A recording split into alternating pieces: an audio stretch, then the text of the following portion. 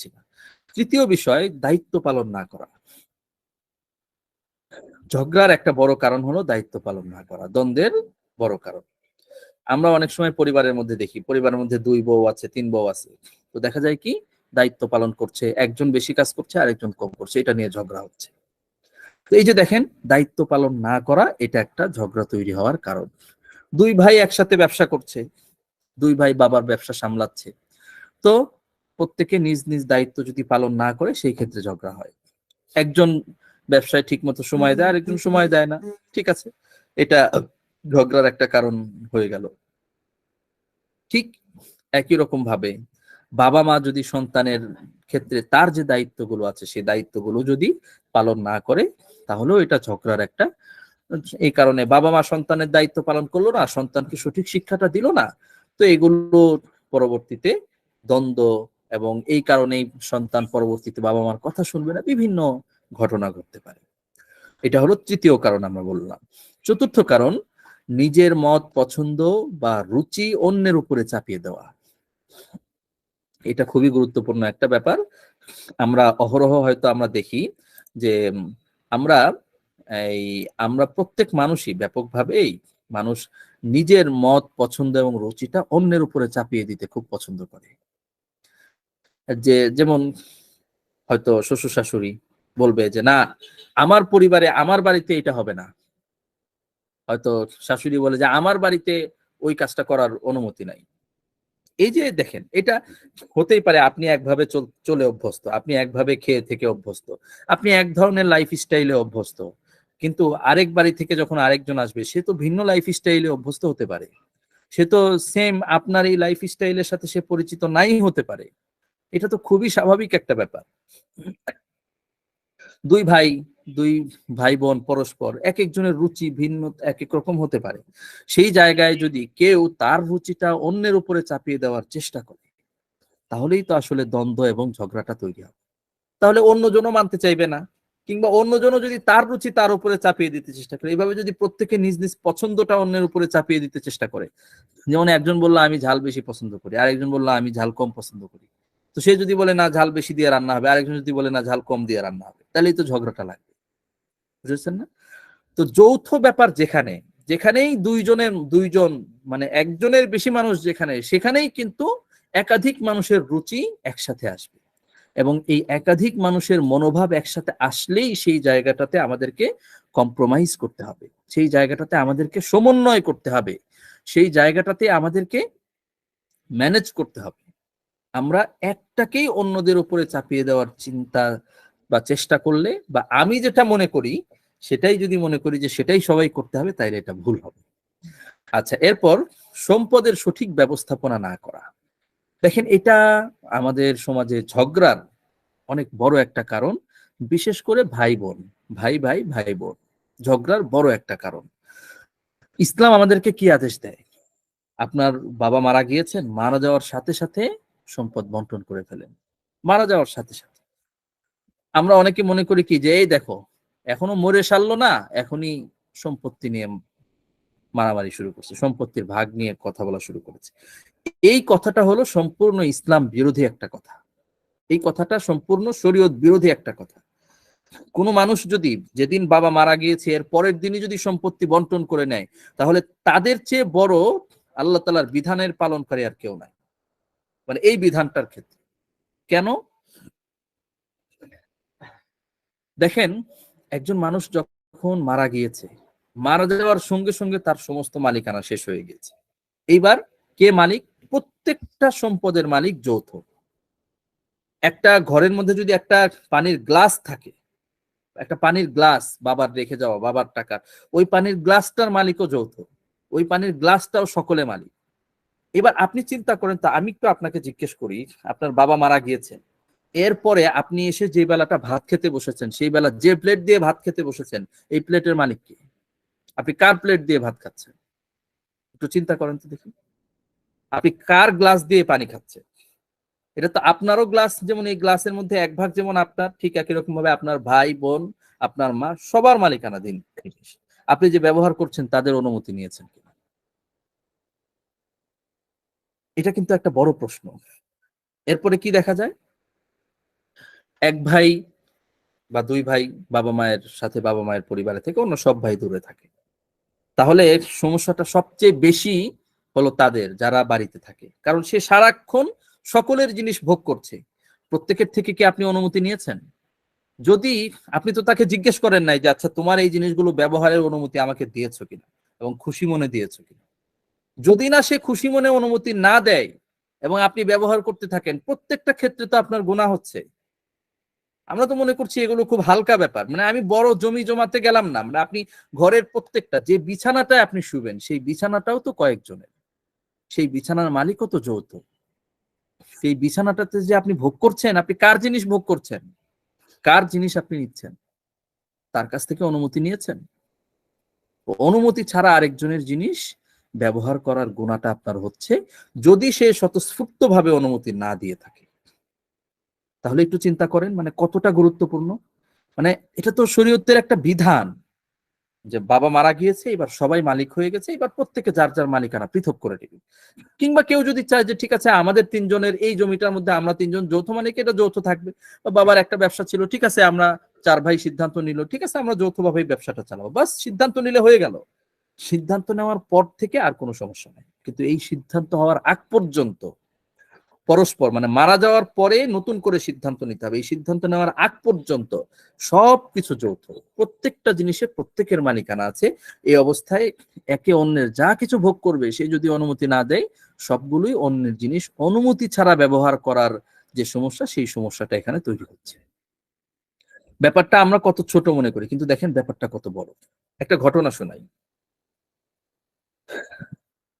মুফতি শফি রহমতুল্লাহ আলহি, আমরা অনেকেই মুফতি তকি উসমানী সাহেবের নাম জানি, ওনার সম্মানিত পিতা। পাকিস্তানের তিনি মুফতি আজম ছিলেন, অনেক বড়। মারিফুল কোরআন যে কিতাবটা আমরা হয়তো সকলেই জানি, এই মারিফুল কোরআনের লেখক তিনি। তো ওনার তাফসির মারিফুল কোরআন তাফসির যেটা, তো উনি ওনার মৃত্যুর আগে একবার ওনার মা, মানে মুফতি তকি উসমানী সাহেব লিখছেন যে ওনার মা মিষ্টান্ন বা মিষ্টি জাতীয় কিছু একটা জিনিস খেতে দিয়েছে ওনার বাবাকে।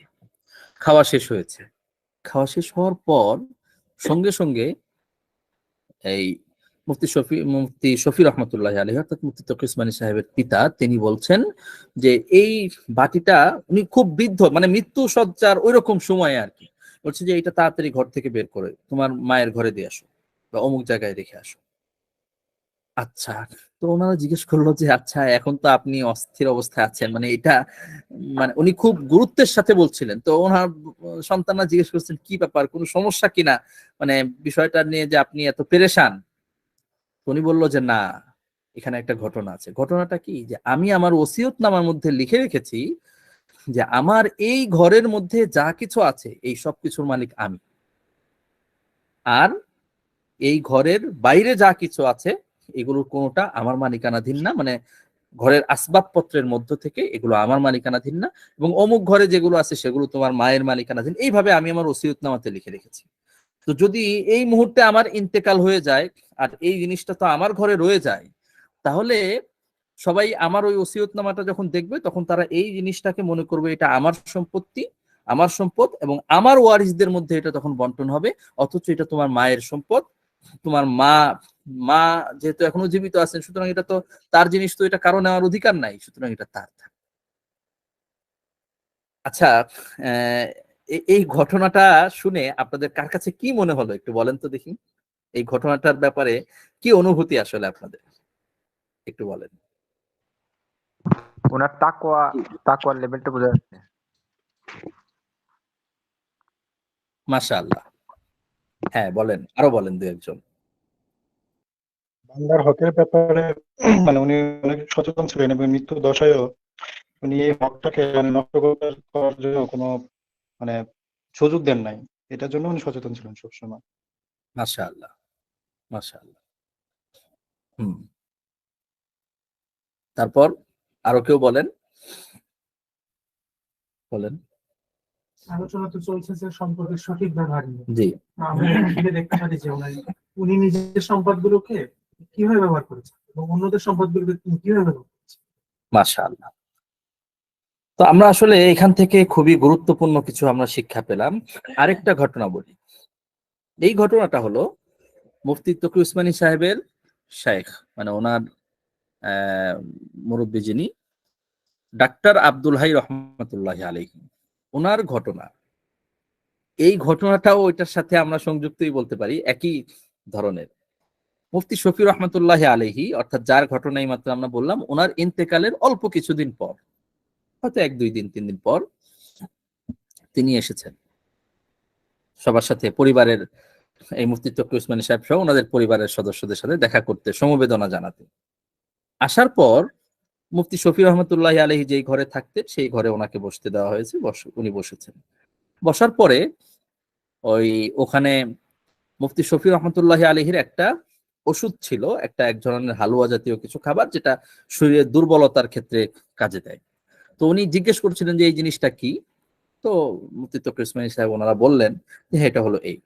তারপরে ওনারা হয়তো বুঝলেন যে ওনার হয়তো জিনিসটা পছন্দ হবে, তো ওনাদের কোনো একজন ওই খাবারটা ওনার সামনে এনে পেশ করলো, যে ওই ডাক্তার আব্দুল হাই রহিমাহুল্লাহ, উনিও থানবী রহমতুল্লাহ আলাইহির খলিফা ছিলেন। এইবার দেওয়ার পরে উনি থেমে গেলেন। উনি বললেন যে না, এটা তো খাওয়া যাবে না। সবাই অবাক, কি ব্যাপার, এটা খাওয়া যাবে না কেন, কি সমস্যা হলো এটাতে? বললো যে আমাদের হযরত কি এমন বেয়াদবি হলো, কি এমন সমস্যা হলো যে আপনি এটা খাবেন না? বললেন যে দেখো, এই জিনিসটা তো তোমার বাবার ছিল, এই জিনিসের মালিক তো তোমার বাবা। তোমার বাবার ইন্তেকালের পর এই যে খাবারটা, এই খাবারের ওয়ারিস তো এখন সবাই, এখন তো এটার মালিক সবাই। এখন আমি যে এটা খাবো, এটা তো ঠিক আছে, তোমার অনুমতি আছে, কিন্তু অন্য সকল ওয়ারিসদের তো অনুমতি এখানে তো নাই। তো তুমি একা তো আমাকে এটা দিতে পারো না। একটু চিন্তা করে। তো তখন উনি সঙ্গে সঙ্গে উনি বললেন যে না, আমাদের ভাই বোন সবাই মোটামুটি সবাই উপস্থিতি আছে, সবার সাথে আমি কথা বলে নিচ্ছি, সবাইকে আমি এখনই জিজ্ঞেস করে আসছি, সবাইকে বলে নিচ্ছি। হ্যাঁ, তো সবার সাথে কথা বলে এসে জানিয়েছেন যে হযরত সবার অনুমতি আছে, কোনো সমস্যা নেই, আপনি খেতে পারেন। তারপরে তিনি খেয়েছেন। একটু চিন্তা করেন তো দেখি, কি কি এখান থেকে আসলে আমরা বুঝতে পারি। আমরাও মানুষ, আমরাও চিন্তা করি জীবন নিয়ে, তারাও চিন্তা করেন। আমরা আসলে কিভাবে ভাবি, তারা আসলে কিভাবে ভেবেছেন। ওনারা কিন্তু খুব বেশি দিন আগের মানুষ না, অল্প কিছুদিন আগের মানুষ। তো এই জন্য এই ব্যাপারগুলো, এই যে সম্পদের ব্যবস্থাপনা, এই বিষয়গুলোকে নিয়ে আমাদেরকে খুব সচেতন হতে হবে। তো এই ক্ষেত্রে আমরা একটা পরামর্শ যেটা বললাম, যে অর্থাৎ সর্বক্ষেত্রে পিতা বা মাতার ইন্তেকালের পর সঙ্গে সঙ্গে সম্পদগুলো বন্টন করে ফেলতে হবে, 1 নম্বর করণীয়। 2 নম্বর হলো যে বাবার ব্যবসায় যদি কখনো কোনো সন্তান যুক্ত হয়, বাবার জীবদ্দশা থেকেই অনেক সময় দেখা যায় যে কোনো সন্তান হয়তো ব্যবসায় যুক্ত হচ্ছে, তো এটার ভূমিকাটা, ব্যবসায় যে যুক্ত হচ্ছে তার ভূমিকাটা কেমন হবে? সে কি পারিশ্রমিক নিবে তার নিয়মিত, নাকি সে ব্যবসার পার্টনার হবে, নাকি সে কোনো পারিশ্রমিক ছাড়া এমনিতেই বাবার সাথে শ্রম দিচ্ছে? এই বিষয়টা স্পষ্ট রাখতে হবে। এই বিষয়টা স্পষ্ট থাকলেই তাহলে আর ঝগড়া বিবাদ হবে না। নতুবা দেখা যায় এই জিনিসগুলোকে কেন্দ্র করে পরবর্তীতে ঝগড়া, দ্বন্দ্ব এবং ঝামেলা, বিবাদ এগুলো তৈরি হতেই থাকে। তো তাহলে আমরা এই জিনিসগুলো বুঝলাম। এরপরে হলো আমরা দেখছি, এরপরের কারণটা হলো প্রাপ্য এবং প্রদান। আমার কাছ থেকে অন্যের কি পাওনা এবং আমার কি করা উচিত, আমার কাছ থেকে আরেকজন সে কি পায়, কি আমার করা দায়িত্ব এবং অন্যের কি দায়িত্ব, এই জিনিসগুলোর ক্ষেত্রে আমরা সঠিকভাবে ম্যানেজ করতে না পারাটাও আমাদের পরস্পরের মধ্যে দ্বন্দ্ব এবং ঝগড়া ঝামেলা তৈরি হওয়ার একটা কারণ। আল্লাহ। আচ্ছা, এরপর আরেকটা বিষয় হলো সংসারে খরচের পরিমাণ এবং সংসারে খরচের ক্ষেত্র নিয়ে মতানৈক্য। সংসারে খরচ, ওই যে আমরা শুরুর দিকে একটা ঘটনা আমরা শুনলাম, এক ভাই যে খরচের ক্ষেত্রে কেউ খরচ বেশি করছে, কেউ কম করছে, এটা নিয়ে মতানৈক্য তৈরি হচ্ছে।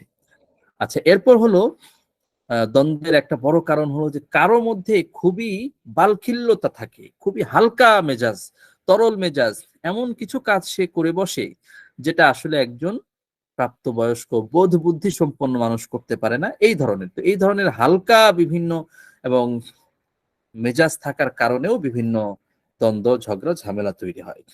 আচ্ছা, এরপর আরেকটা ব্যাপার হলো যে কারো দেখা যায় যে অন্য কোনো কারণে অন্য একজনের সাথে রাগ, ঝামেলা, ঝগড়া আছে, এই ঝগড়ার রেশ ধরে আরেকজনের সাথে কথা বলতে গিয়ে ঝগড়া ঝামেলা লাগিয়ে দেয়।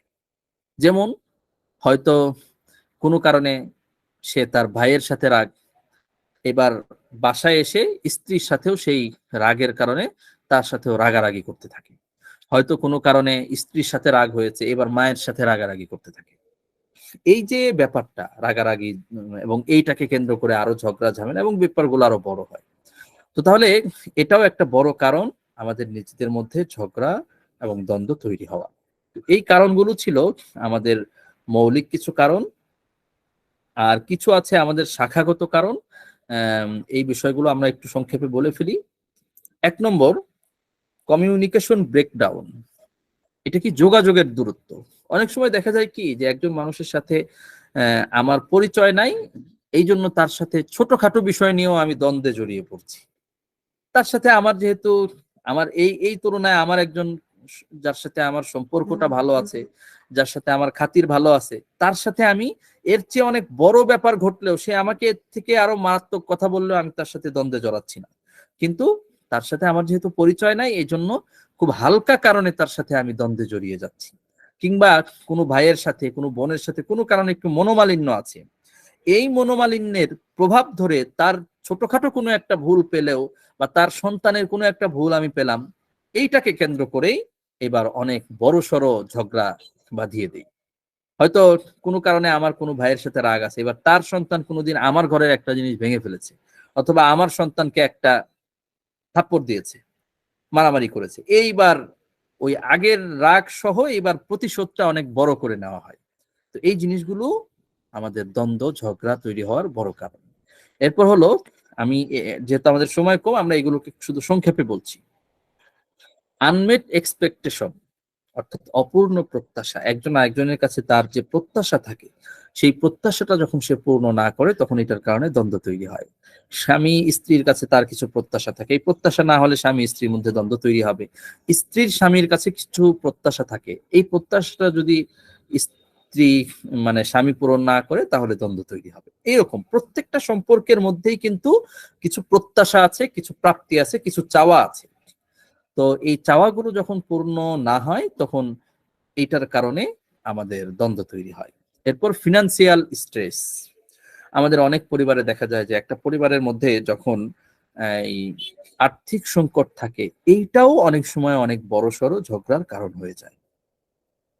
আর্থিক সংকট, তো এই ক্ষেত্রে বাবার মেজাজও হয়তো গরম থাকে, সন্তানের কোনো চাহিদা সে পূরণ করতে পারে না, এই জন্য দ্বন্দ্ব তৈরি হয়। স্বামীর আর্থিক অবস্থা ভালো না, তো স্ত্রী এটার কারণে স্ত্রী স্বামীর প্রতি তার কাছে তার যে চাওয়া, সে চাওয়াটা পূর্ণ করতে পারছে না, এই কারণে সে দ্বন্দ্বর মধ্যে মানে ঝগড়া লাগে, ঝগড়াঝাটি হয়, তর্ক বিতর্ক হয়, কথাবার্তা হয় ইত্যাদি। আচ্ছা, এরপর কালচারাল ডিফারেন্স। আমরা যখন একটা পরিবারের মধ্যে বা একটা কোনো জায়গায় এমন কিছু মানুষ, বিশেষ করে বিয়ে শাদীর পর দুইজন মানুষ, অনেক ক্ষেত্রেই দেখা যায় যে এমন জায়গা থেকে আসে দুইজন মানুষ বা দুইটা পরিবার, এমন দুইটা পরিবার এক হয় যাদের মধ্যে কালচারাল দূরত্ব আছে, সংস্কৃতিগত দূরত্ব আছে। অর্থাৎ এক পরিবারের মেজাজ রুচি স্বভাব এক ধরনের, অন্যদের মেজাজ রুচি সভ্যতা সংস্কৃতি অন্য ধরনের। এবার এইগুলো নিয়ে দ্বন্দ্ব তৈরি হয়। যেমন এই যে যেটার একটা দুইটা উদাহরণ আমরা আগেও বলেছি, কেউ ঝাল বেশি খায়, কেউ ঝাল কম খায়, কেউ তরকারিতে একটু ঘন করে খায়, একটু ভুনা ভুনা খায়, কেউ একটু তরকারি খায় হালকা করে। তো এইগুলো নিয়ে পরিবারের মধ্যে দ্বন্দ্ব তৈরি হয়। এক একজনের রুচি একজনের রুচি এটা, আরেকজনের রুচি এটা। তো কেউ বলে এই খাবার রান্না হোক, কেউ বলে ওই খাবার রান্না হোক, এই সমস্ত কারণে দ্বন্দ্ব এবং ঝগড়া তৈরি হয়। এরপর হলো রোল কনফ্লিক্টস, সদস্যদের ভূমিকাগত দ্বন্দ্ব। প্রত্যেক মানুষ তার পরিবারের মধ্যে বা সে যে জায়গাটাতে কাজ করছে, সেই জায়গাটাতে তার একটা ভূমিকা পালন করার ক্ষেত্র আছে। সে এইভাবে ভূমিকা পালন করবে, সে এই ভূমিকা পালন করবে এই পরিবারে। তো সেই জায়গাটাতে যদি কনফ্লিক্ট তৈরি হয়, অর্থাৎ দ্বন্দ্ব তৈরি হয়, কিভাবে? তার ভূমিকাটা সে পালন করলো না, অন্যের ভূমিকাটা সে পালন করতে দিল না, কিংবা আমার যে দায়িত্বটা ছিল আমি সেই সীমা লঙ্ঘন করলাম, আমার দায়িত্বের এরিয়াটা এতটুকু, আমি কথা বলতে পারি এতটুকু, সেই সীমা লঙ্ঘন করে আমি অন্যের উপরে আমার মতকে চাপিয়ে দিলাম, তাহলে কিন্তু এইটাও একটা দ্বন্দ্বের কারণ হবে। আচ্ছা, ঠিক আছে, আমরা মৌলিক দ্বন্দ্বের বিষয়গুলো বললাম।